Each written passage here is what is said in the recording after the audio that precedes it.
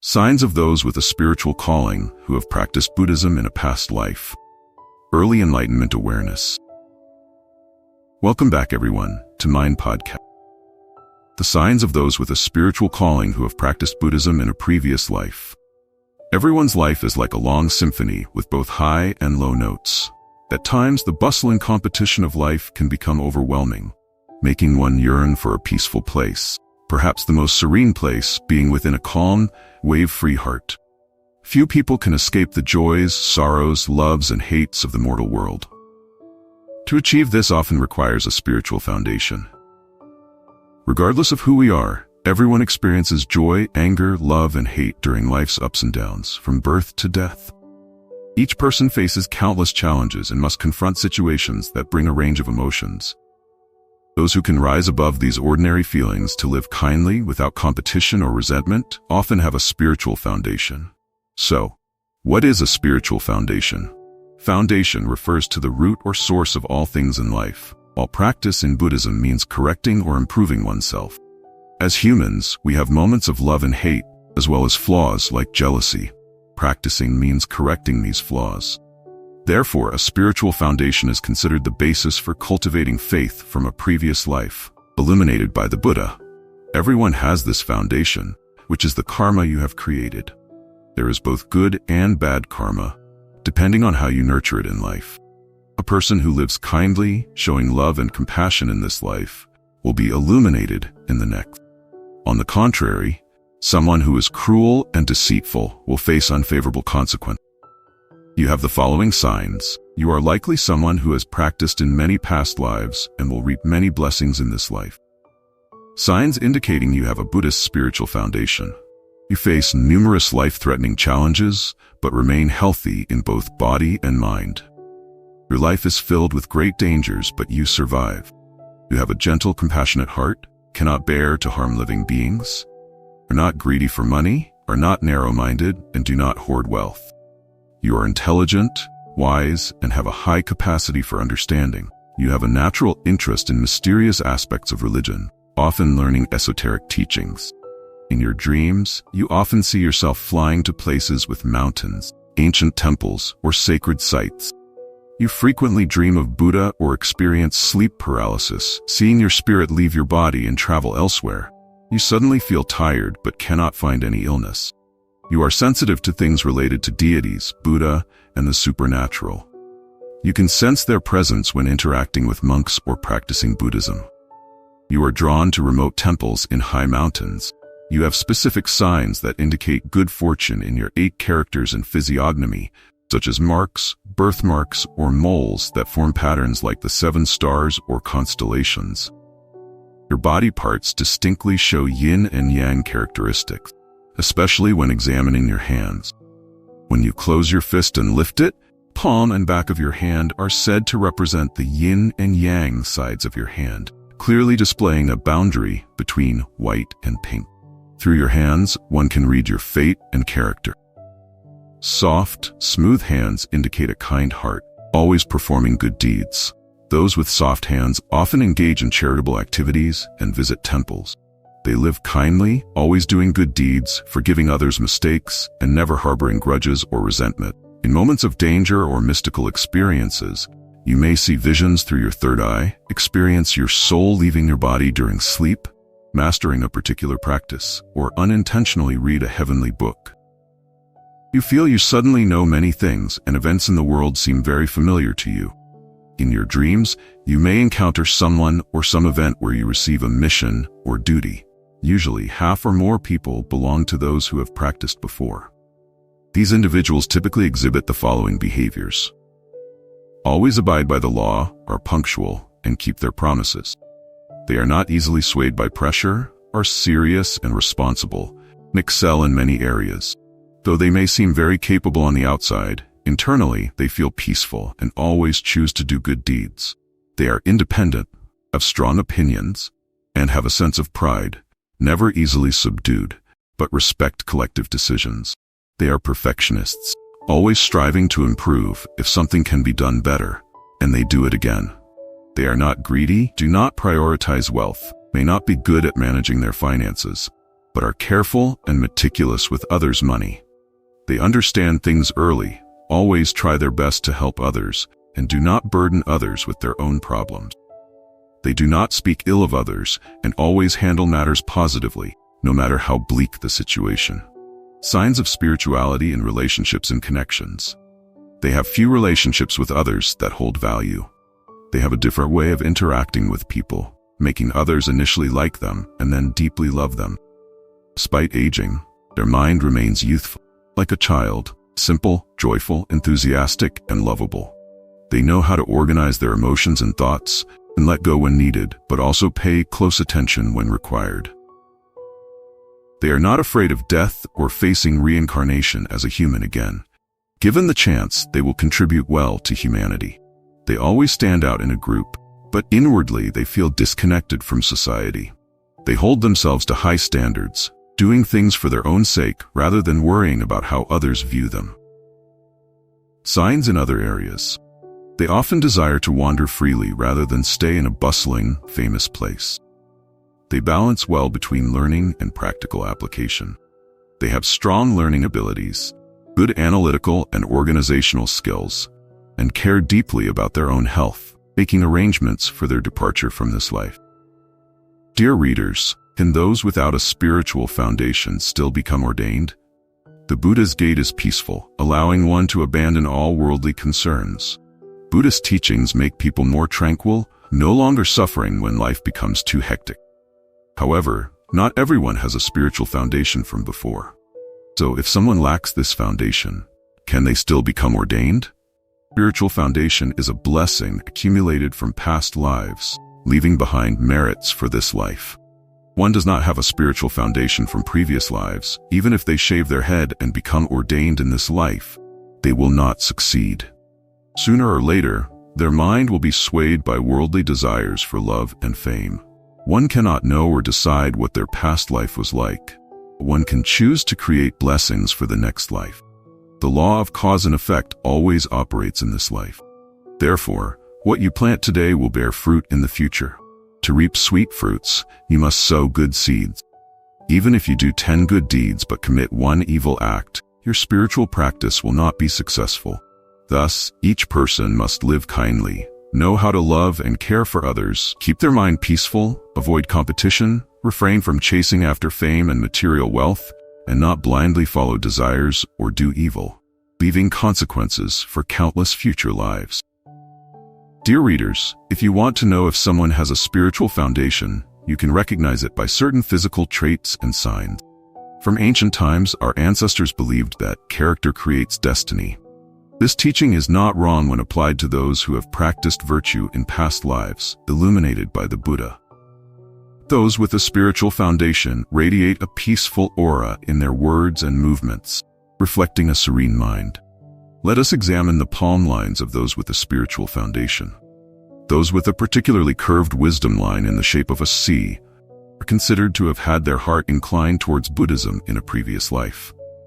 The more curved this C is, the more it indicates that they practiced diligently in past lives, leaving merits for this life.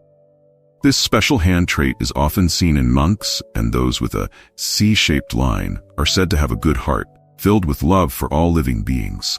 They are always considerate, thoughtful, and help anyone around them without calculating or expecting anything in return.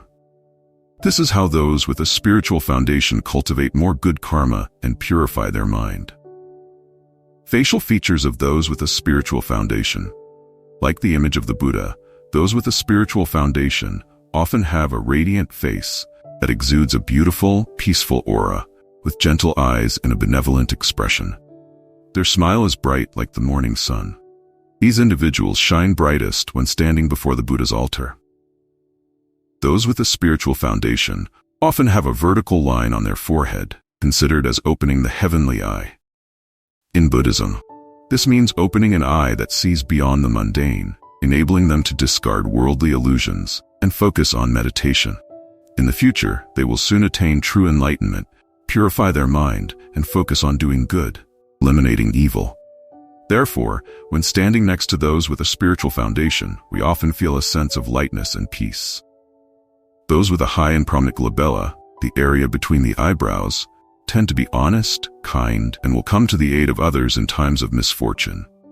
This indicates a person with a deep connection to Buddhism, a soul inclined towards meditation, and a straightforward, honest nature. These individuals often have a successful career path and are easily promoted.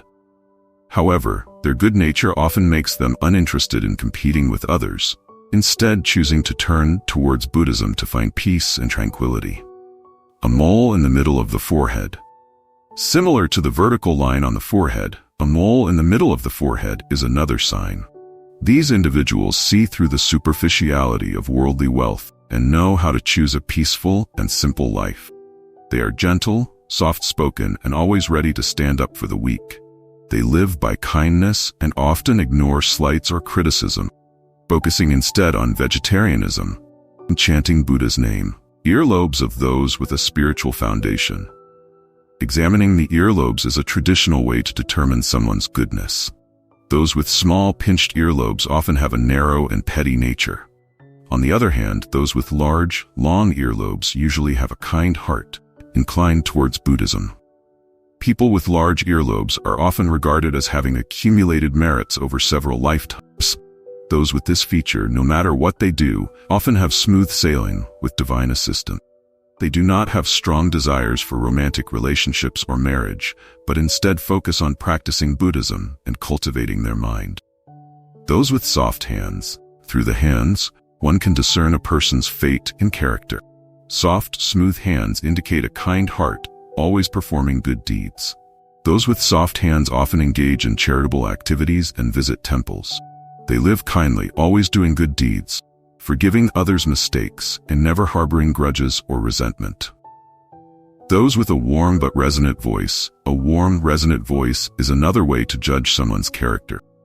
Those who speak harshly or rudely with a high-pitched or abrupt tone are often impulsive and aggressive.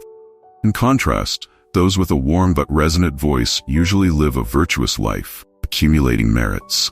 They tend to act in accordance with their true nature, not harboring ill will towards anyone, and are always ready to help those in need, standing up for what is right. Those with thick and high buns of hair. The hair is the crowning glory of a person. Thus, thick and high hair buns not only reflect beauty, but also carry a portion of one's merit. According to physiognomy, these people live with affection, discarding material concerns from their lives. Those with this trait are always generous and tolerant because they do not value material wealth. Although they may not formally ordain, they maintain a calm and serene heart, indifferent to the world's competitions for fame and fortune. The signs mentioned above are not 100% accurate, can help you partially recognize if someone has a spiritual foundation. Being near someone with a spiritual foundation often brings a sense of peace and tranquility. Understanding the meaning of spiritual practice, some may not fully grasp what it entails. Spiritual practice, specifically, means self-improvement. We correct our flaws to become better. That is spiritual practice. Why must we correct ourselves? Because everyone has good hearts and good intention, but also inevitably some bad traits. To perfect ourselves, we must practice. We know what our flaws are. Getting rid of them all at once is not easy. One bad trait may be removed, but another may emerge, so we must continue to practice throughout our lives. The Buddha identified 3 main poisons, greed, anger, and delusion, as the most dangerous flaws of human nature. Why are these 3 so dangerous? Because anyone who falls into them suffers and causes suffering for others around them. The Buddha asked the monks if they could sleep peacefully. 3 poisonous snakes entered their room. The monks replied that they could not. Buddha then asked how they could sleep peacefully. The monks said they would have to chase the snakes out of the room. These 3 poisonous snakes are greed, anger, and delusion. If they remain in our hearts, we cannot sleep peacefully. Yet, we often do not fear them and sleep soundly, even though these poisonous snakes are inside. It is only when they bite that we face danger. We must understand the true meaning of spiritual practice in Buddhism. However, if we are calm and peaceful, but someone says something unpleasant, we immediately become angry. When anger arises, all our bad traits come out, causing harm to ourselves and others. This leads to conflict, which may even impact our family.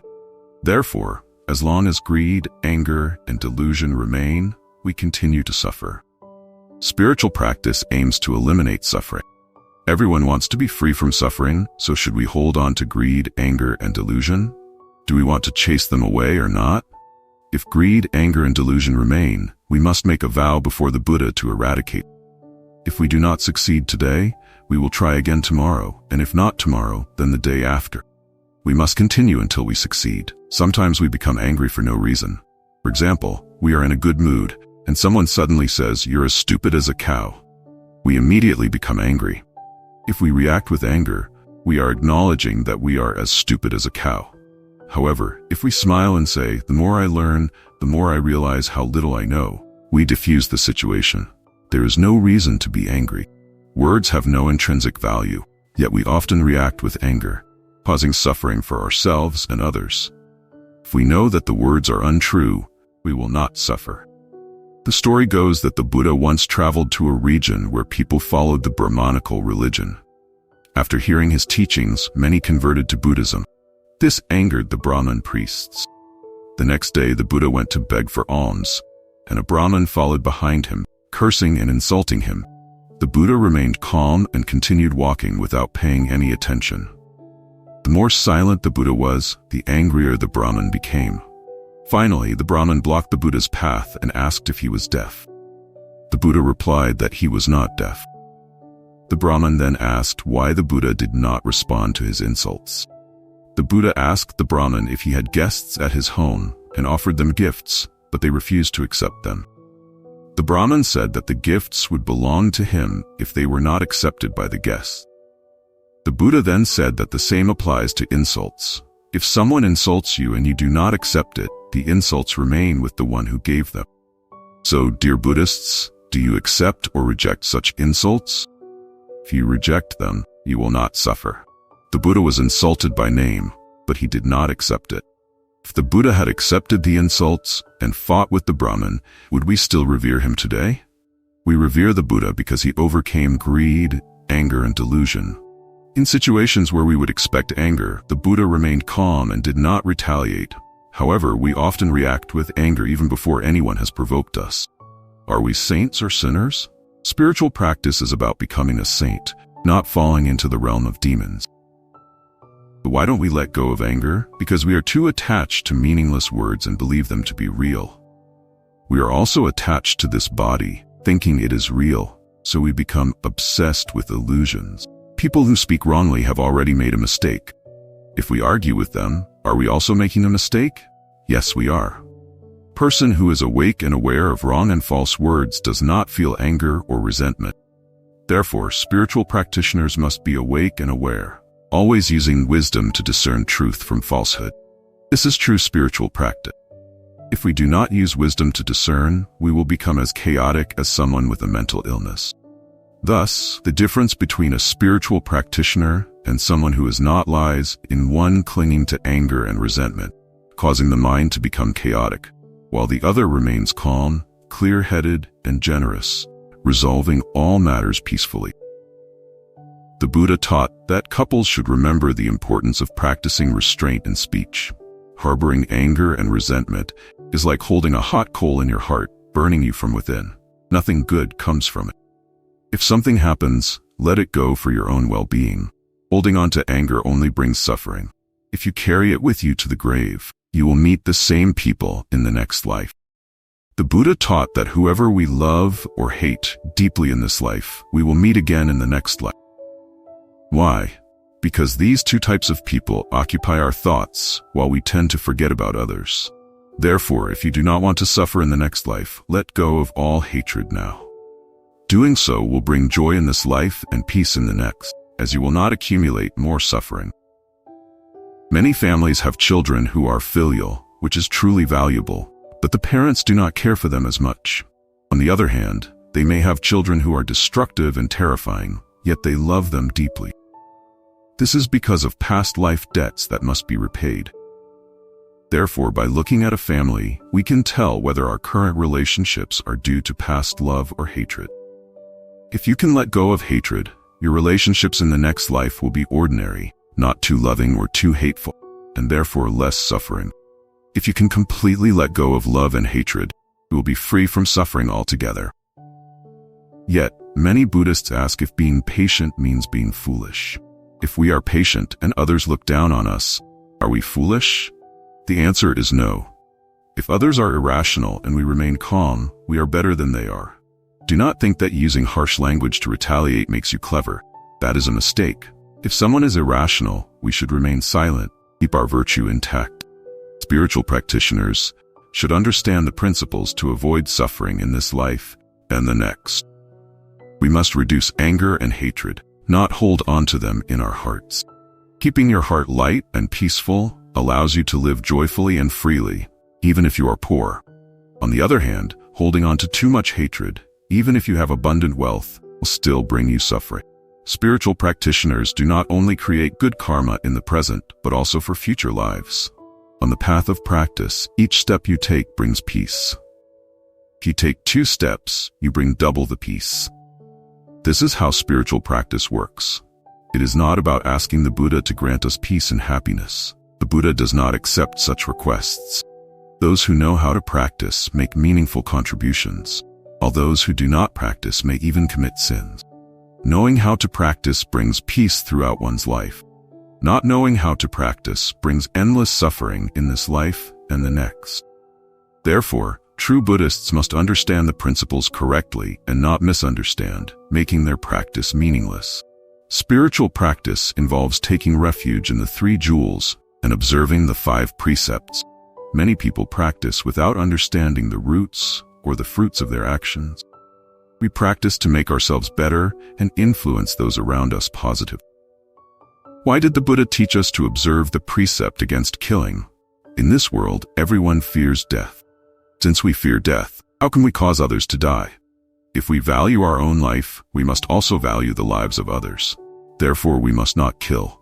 If we want to live, we must also protect the lives of others. This is a matter of fairness. The second precept is not to steal. Everyone knows that money and possessions are essential for survival. If we lose them, we lose our peace. Since we understand the importance of money and possessions, we should not take them from others. The Buddha forbids stealing because it violates fairness in society. The third precept is not to commit adultery, which protects the happiness of families. In a family, if the husband or wife is unfaithful, the family falls apart, and happiness is destroyed. If we want to protect our family's happiness, we must also protect the happiness of others. Therefore, the Buddha forbids adultery. These 3 precepts are essential for a peaceful life. Observing these 3 precepts helps us avoid much suffering. Fourth precept is not to lie. In a family where parents, children, husbands, or wives deceive each other, trust is destroyed. Without trust, there can be no love. Trust is the foundation of love. If we want a happy family, we must be honest with each other. In society, if we deceive others, they will not trust us. When we lose others' trust, we are isolated from the community. This isolation brings suffering. Therefore, the Buddha forbids lying. Fifth precept is not to consume intoxicants. The Buddha forbids the consumption of alcohol because it leads to delusion and loss of control. When intoxicated, we lose our ability to think clearly, leading to mistakes and potentially harmful actions. In today's world, there are substances more dangerous than alcohol, such as drugs. Therefore, Buddhists should not consume alcohol or use drugs. The harm caused by these substances is far-reaching, affecting both individuals and society as a whole. Understanding the true meaning of spiritual practice, we can apply it to our lives for greater benefit. Even if we only hear a little, it can bring great benefit. On the other hand, hearing much but not practicing correctly can lead to the accumulation of bad karma and suffering.